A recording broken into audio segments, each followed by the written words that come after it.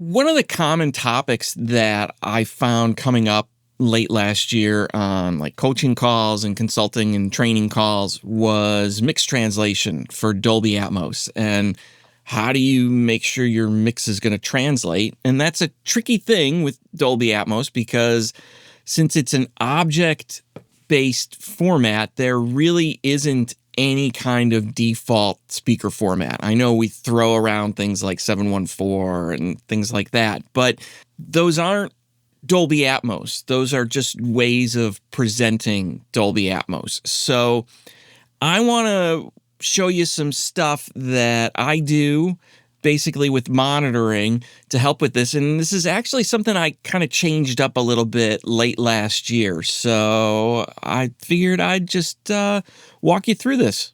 First of all, thanks for coming by. If you're new to the channel, there's a bunch of links down below. If you want to get in touch with me to do consulting or training or getting help with mixes, there's links down there and some affiliate stuff. And if you check that stuff out, I always appreciate it. But let's jump in. Here in my studio, I use a Matrix Studio. It's sold by Avid, but really it's made by DAD, or Digital Audio Denmark, and Avid just kind of stamps it with their name on it, basically. So that's my kind of main interface for doing Atmos, and it also serves as a monitor controller.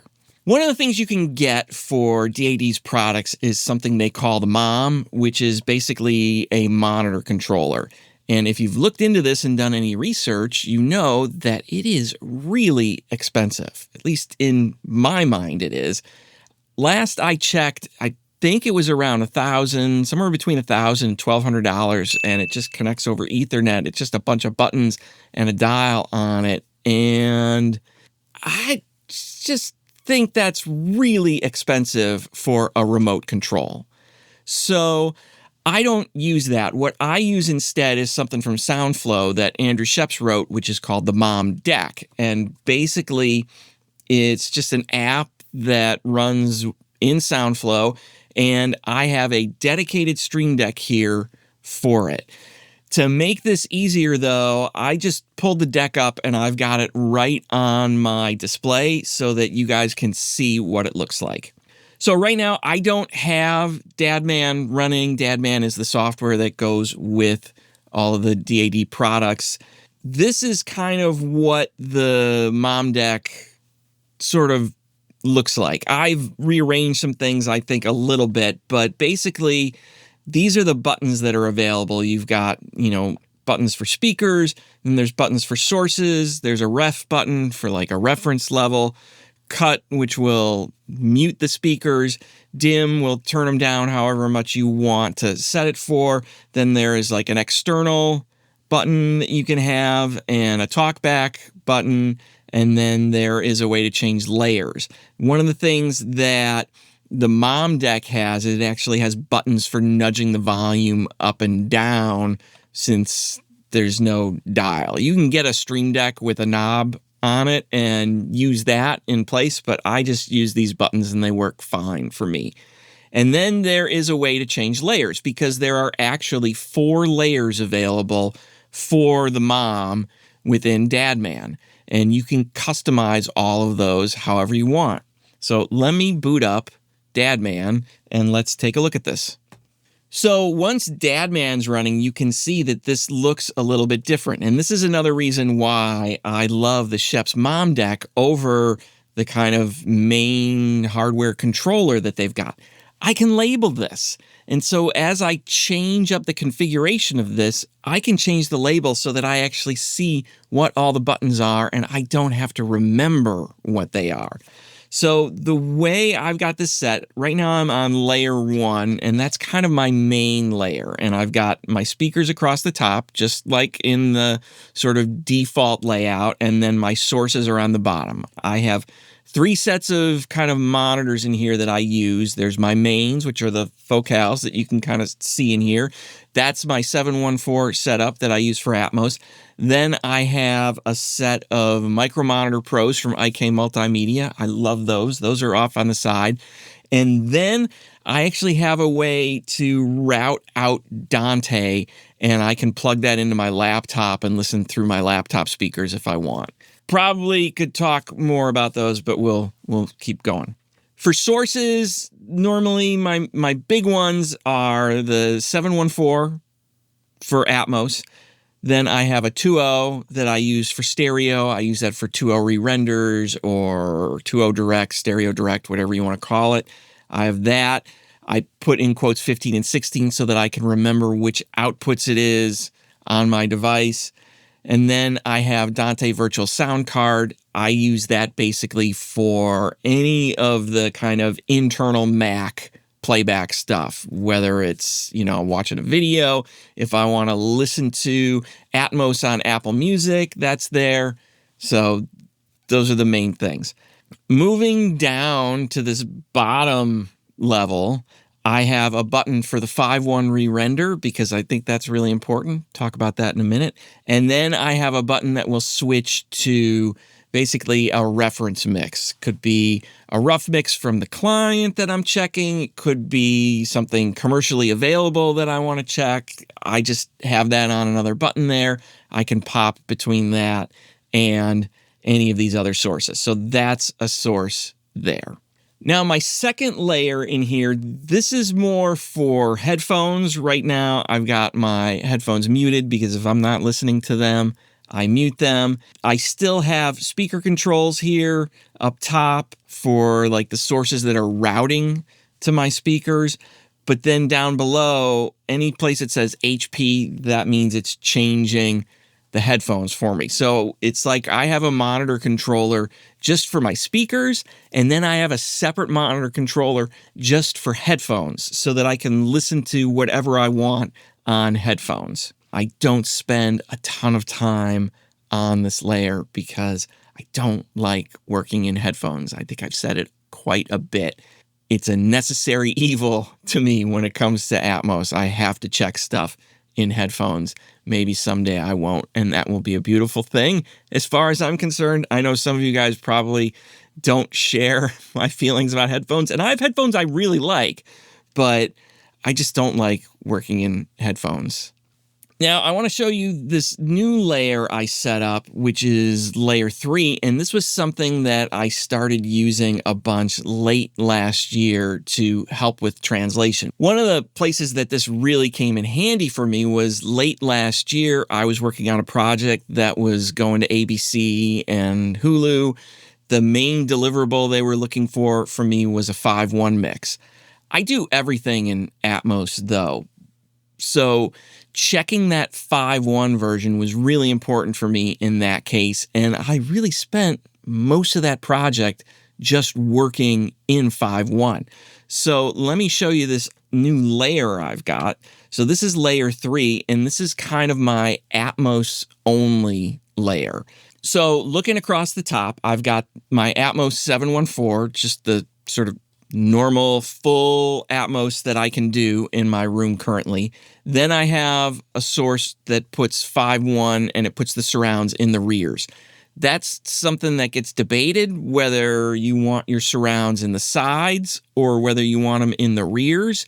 In a home entertainment context, most people are directed to put the surrounds in the rear, which is why I use the rears most of the time. But if you move into more of a theatrical cinema kind of presentation, in those cases, the surrounds would be on the sides. So that's why in one of the other layers, I had the ability, I can put the surrounds in the sides if I want, or I can put them in the rears. Most of the time, I just listen to them in the rears. So got that 5.1 rears button, and then I've got this 2.0 to listen to the stereo. The only time I'm going to be on this layer is if I am on my focals for listening. So I don't go to this layer if I have a different monitor pulled up. But this is really helpful for just the Atmos side. Now, one of the things you might see here is the row down below. These are a little different. These are actually Folddowns. This was another thing that Andrew Sheps taught me to do in DADMan. So thank you, Andrew. Basically, what I've done is I've created Folddowns to let me hear specific parts of the mix. So I've got a mute LCR, which basically will mute the front wall for me. And then I've got a way to solo the sides, and I've got a way to solo the rears. I also have Folddowns in there to solo a whole bunch of other stuff. I'll show you how I do the Folddowns. I'll do it a little later in the video, though. But I also have a lot of other Folddowns to solo different parts of the room. But when I'm mixing Atmos right now, these are the main things that I'm checking. The big reason I started using these more was bus compression. Sometimes when I am working on a mix, and especially if I have it kind of weighted heavily towards the front, like that project I did late last year, that was going to TV, so I had basically a screen I had to anchor just about everything to, so it was real important for me to have the mix kind of more up front than like pulling instrumentation all around like I can do on a record. The thing that happens, though, with that is because I've got bus compression going on, and sometimes I might lean into it a bunch, I may not notice what is happening with that bus compression in just the sides, in just the rears, in the height channels. So I have a way to basically turn the front wall off. I just hit this mute LCR, and what that does is it lets me listen to everything in the mix minus that front wall. And that just makes it easier to listen and to see, is there any kind of weird pumping stuff going on? Like if you're doing a live project and you've got audience mics more kind of around you, it's easy for the drums, if you're hitting a bus compressor hard, it's easy for the drums to start pumping that stuff unnaturally. And I wanted a way that I could check that stuff and not worry about it, because the last thing I want is if somebody is sitting in like a home theater setup and they're listening in 5.1 and maybe they're sitting a little closer to one of the surrounds, I don't want that pumping in a weird way that is more obvious because they're close to it. Sometimes that sort of pumping stuff, it disappears when it's working really good on instrumentation you have on the front wall, but you take the front wall away and now all of a sudden it's not working for the song. So that's why I have these set up, and it's the same thing. I can check the sides for it. I can check the rears for it. It's just a quick way to check. Now, I also have a button here, stereo to mono, that'll just basically fold everything into mono. I don't use that very often, but I have that there. With the other buttons on here, the ref, basically, I use that to get to my reference level, which right now, let me see, what am I calibrated at? I believe I'm calibrated at 81. That's what my file is at. I have played with different reference levels over the years. That's the level that works best when I'm doing broadcast stuff in here. I can just push up dialogue and I am like within a dB to a half a dB of the spec most of the time. That's a big reason why the whole calibration level started. It comes from broadcast. Maybe I'll do another video on it one of these days. So the ref button basically just gets me to the ref level. Dim takes everything down 10 dB for me. When I'm mixing music, I have that on a lot of the time because the reference level, it works great for post stuff I'm usually doing, but when I'm mixing music, it's usually a little bit loud. At first, I'll start at the ref level, but then a lot of times I turn it down 10 dB, and then over the course of the mix, I usually bring volume down even more. So this has been real helpful to me having this set up here. When it comes to translation, real quick, I think these are the big things you want to check. You want to check your full Atmos. You want to check the 5.1. I mean, in terms of what's out there for consumers who are actually listening on speakers, 5.1 is probably the most common consumer format for immersive setups these days. There's so many 5.1 systems that have been around for a long time. 5.1 is an easy way for people to kind of get into this and try it out. So 5.1 for me is really important. Then checking the stereo, I will always check the stereo fold down because, well, I use the stereo fold down as the stereo mix most of the time, but I just never know what's going to happen to the mix when it goes out, and that's something that people might be listening to. The last layer in DADMan for me, these are my fold downs that basically just let me solo parts of the mix. I don't use these when I'm mixing. I use these primarily when I'm listening to a commercial release and I'm kind of studying and trying to hear, you know, what did Bob Clear Mountain do? What did Steven Wilson do? I'm pulling this up and I might solo different areas of the room just to kind of listen to what did they put there? What does it sound like? What's going on? It's just kind of forensic audio analysis. I don't live on this page very often. Now, one of the things you might have noticed is there is another layer button on here. And the whole reason I have that is because it will just always take me back to layer 1. So if I'm on layer 3 and I don't want to cycle through the other layers because that's just the way that the layers work for me in my current setup, I just have that layer 1 button there because I can just hit it and it sort of takes me back to home base, and then I'm on my main layer, because I would find myself a lot of the time I'd be on another layer and I just want to go back, and it was annoying. So I put that button there to do that. So that's the way I use the monitor control in here, to sort of check different versions of the mix to see how things are translating. Now, for those of you who are on DADMan, let me just show you real quick how to do these fold downs because they're so easy to do. We can close that out. And I want to go to Monitor Profile. I'm going to click on the fold downs. And it's real simple. So let me find like the mute. Let's see, what did I call it? Mute front.